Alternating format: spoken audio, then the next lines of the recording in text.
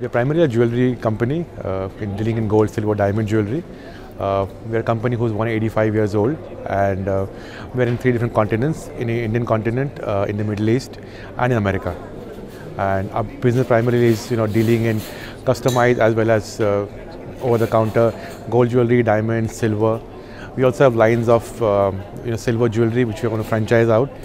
So we have a tie-up with Salman Khan for the Being Human silver jewelry collection, since Salman is the brand ambassador of PNG. And we also have tied up with the designer Tarun Tehliani to launch bridal and evening wear silver jewelry. So it's a mix of traditional modern jewelry. It's a mix of youngsters versus a serious population. It's a mix of high-end stores versus franchisee. So we are almost in the entire gamut of retail space. I think it's not changing the target audience, it's like looking at the way India is changing.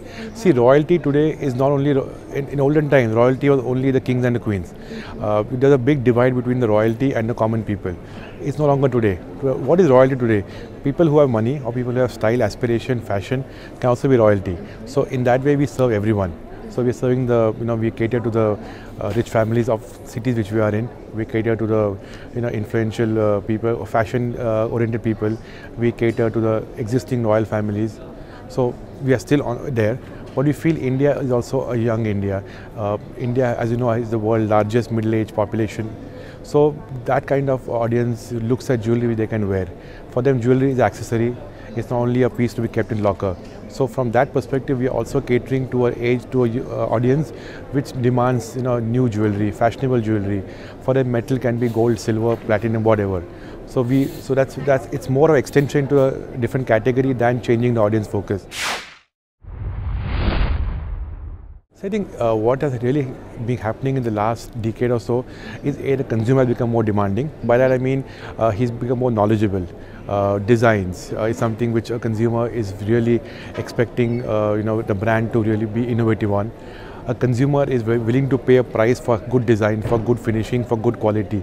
So all this is knowledge, and by that knowledge I mean he's become demanding on these parameters. Secondly, consumer today has become more experimental. There is no blockage in mind of this will not work with me, this will only work with a senior audience or with a junior audience, or divide as per the country, north and west, south and east. It no longer exists. So today consumer is a global consumer. He expects the best of fashion, the best of finishing. At the same time, he also is looking at getting it at the right price and the right experience. So when you say it's become more organized, it's become more channelized, but at the same time it's become more challenging. Rough basis, around 40% is customized and 60% which is over the shelf.